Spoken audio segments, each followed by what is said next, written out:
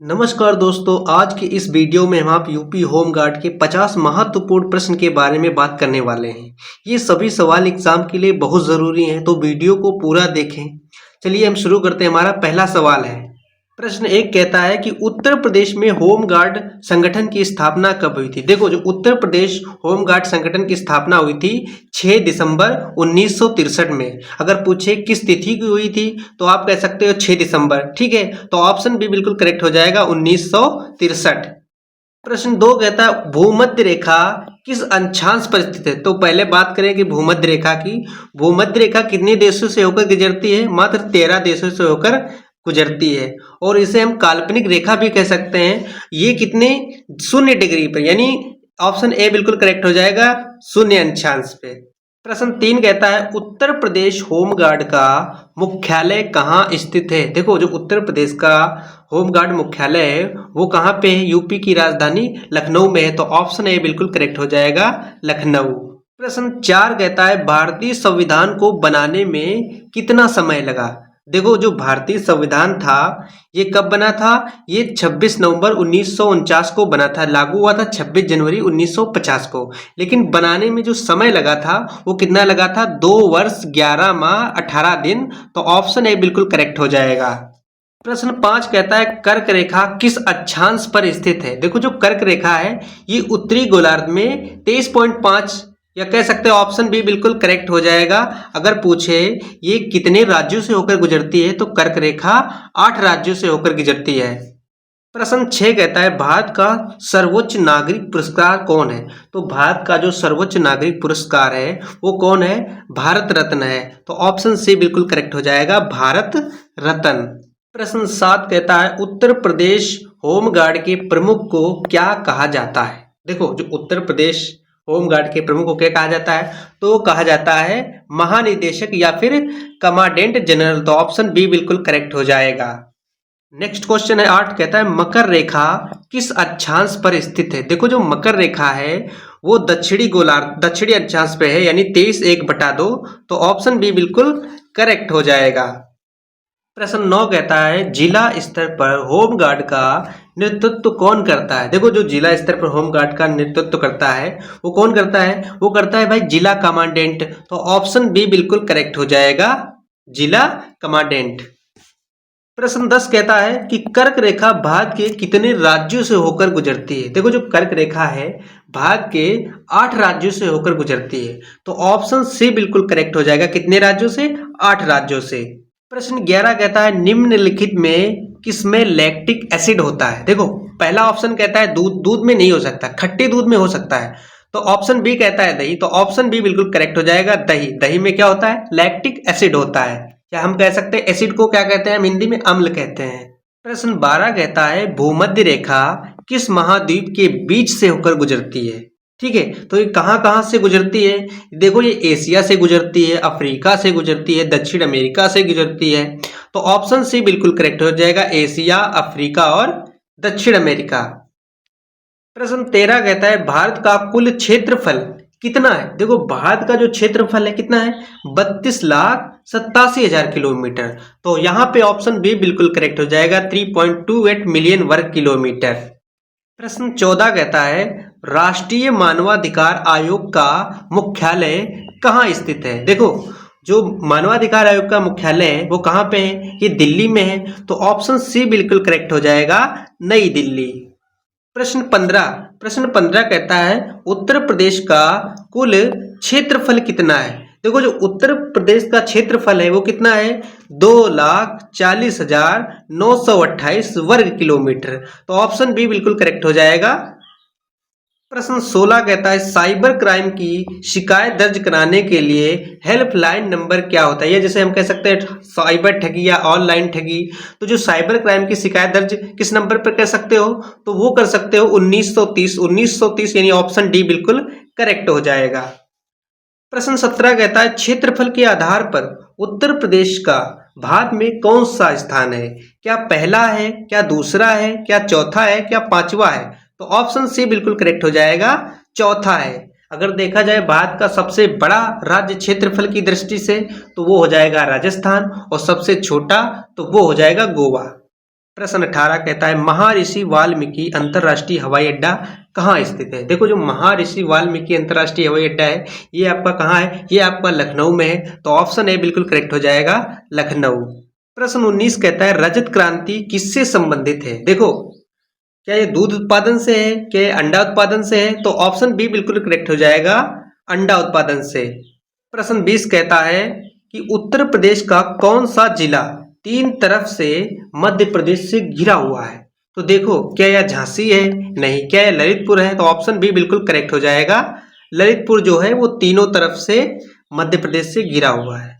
प्रश्न 21 कहता है दक्षिण भारत की सबसे ऊंची चोटी अनामुड़ी किस पर्वत श्रृंखला पर स्थित है। देखो जो सबसे ऊंची, जिसे हम कह सकते हैं दक्षिण भारत का एवरेस्ट भी कह सकते हैं, और ये कहाँ पे है, ये पश्चिमी घाट पर्वत पे है। तो ऑप्शन सी बिल्कुल करेक्ट हो जाएगा, पश्चिमी घाट पर्वत। प्रश्न 22 कहता है राष्ट्रीय मानवाधिकार आयोग के मुख्य कार्यकारी अधिकारी को क्या कहा जाता है।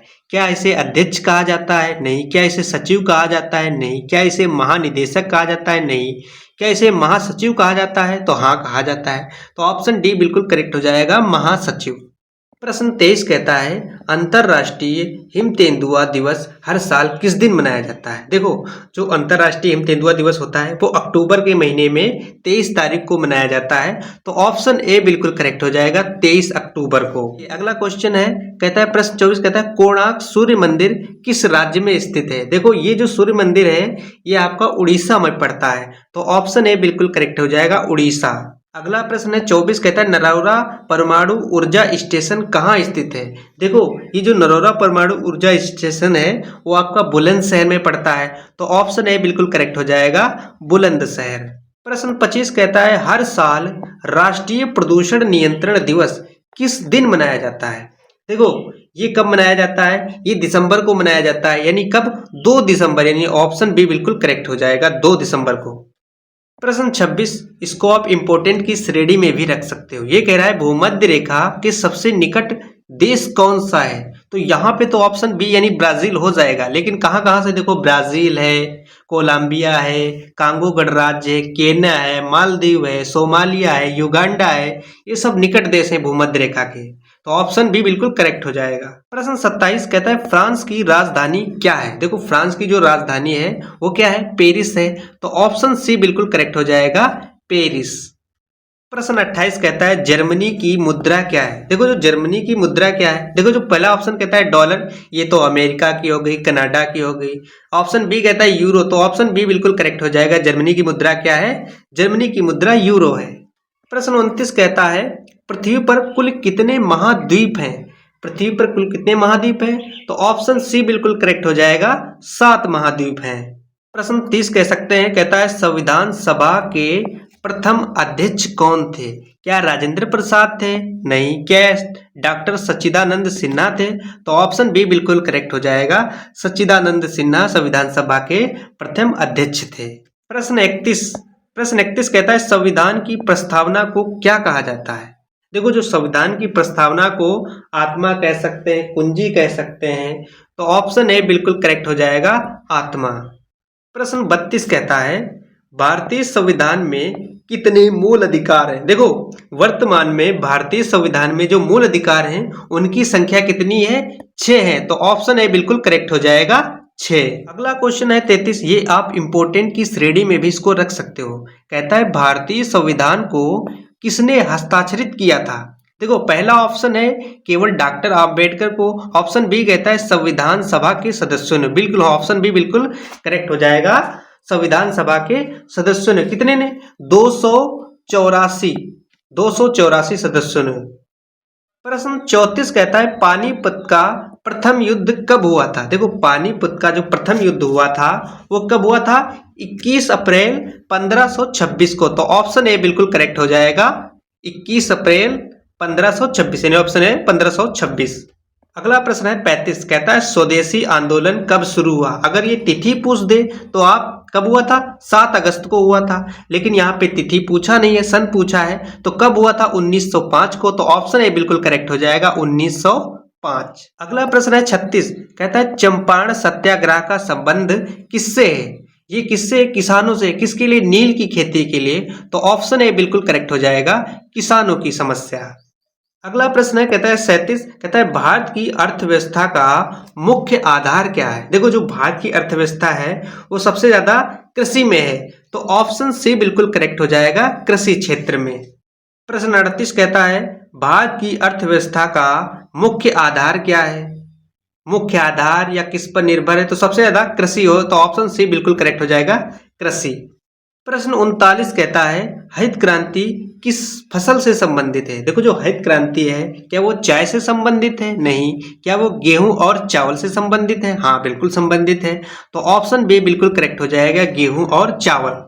अगला प्रश्न है 40, कहता है मुद्रास्फीति का क्या अर्थ है? क्या इसका कीमतों में गिरावट? नहीं। क्या ये कीमतों में वृद्धि? तो ऑप्शन बी बिल्कुल करेक्ट हो जाएगा, कीमतों में वृद्धि। अगला प्रश्न 41 कहता है इंटरनेट का आविष्कार किसने किया? तो देखो इंटरनेट का आविष्कार किया था विंडसर्फ ने, तो यहाँ पे विंडसर्फ का ऑप्शन है नहीं, उनका नाम है नहीं, तो किसने किया था? विंडसर्फ ने किया था। अगला प्रश्न है 42, कहता है मुद्रा यानी मनी का मुख्य कार्य क्या है? देखो पहला ऑप्शन ए करेक्ट हो जाएगा, कहते हैं विनिमय का माध्यम। सजावट तो हो नहीं सकती, खेल तो हो नहीं सकता, भोजन तो हो नहीं, तो ऑप्शन ए बिल्कुल करेक्ट हो जाएगा। अगला प्रश्न है 43, कहता है विश्व पुस्तक दिवस कब मनाया जाता है? देखो ये कब मनाया जाता है? ये मनाया जाता है 23 अप्रैल को, तो ऑप्शन सी बिल्कुल करेक्ट हो जाएगा, 23 अप्रैल। अगला प्रश्न है 44, कहता है विश्व की सबसे लंबी पर्वत श्रृंखला कौन सी है?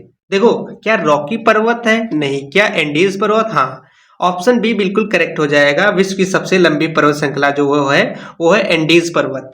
अगला प्रश्न है 45, कहता है अंतरराष्ट्रीय महिला दिवस कब मनाया जाता है? देखो जो अंतरराष्ट्रीय महिला दिवस कब मनाया जाता है, ये मनाया जाता है मार्च के महीने में। किस तिथि को? 8 मार्च को मनाया जाता है, तो ऑप्शन बी बिल्कुल करेक्ट हो जाएगा, 8 मार्च। अगला प्रश्न है 46, कहता है डिस्कवरी ऑफ इंडिया पुस्तक के लेखक कौन है? देखो ये किसने लिखा था? भारत के प्रथम प्रधानमंत्री कौन थे? पंडित जवाहरलाल नेहरू, तो ऑप्शन बी बिल्कुल करेक्ट हो जाएगा, जवाहरलाल नेहरू। अगला प्रश्न है 47, कहता है राष्ट्रीय आपातकालीन नंबर क्या है? क्या ये 100 है? क्या ये 108 है? क्या ये 112 है? हाँ बिल्कुल, यानी ऑप्शन सी बिल्कुल करेक्ट हो जाएगा, 112। भाई 112 क्यों? क्योंकि यह जो हेल्पलाइन नंबर है, पुलिस है, एम्बुलेंस है, अग्निशमक है, महिला हेल्पलाइन है, जैसे सभी आपातकालीन सेवाओं के लिए काम करता है। प्रश्न 48 कहता है सभी आपातकालीन सेवाओं के लिए भारत में एकीकृत नंबर किस वर्ष शुरू हुआ? देखो ये किस वर्ष शुरू हुआ था? 2016 में, तो ऑप्शन बी बिल्कुल करेक्ट हो जाएगा, 2016। प्रश्न 49 कहता है पुलिस आपातकालीन सेवा किस मंत्रालय के अंतर्गत आती है? क्या स्वास्थ्य मंत्रालय के अंतर्गत आती है? नहीं। क्या गृह मंत्रालय की आती है? बिल्कुल, ऑप्शन बी बिल्कुल करेक्ट हो जाएगा, गृह मंत्रालय। लास्ट प्रश्न है 50, कहता अग्निशमक सेवा का नंबर क्या है? देखो ऑप्शन बी बिल्कुल करेक्ट हो जाएगा, 101। अगर आप हमारे चैनल पे नए हो तो प्लीज़ चैनल को लाइक सब्सक्राइब जरूर कर देना, ताकि हम आपको ऐसे ही अच्छी अच्छी वीडियो पहुंचाते रहें।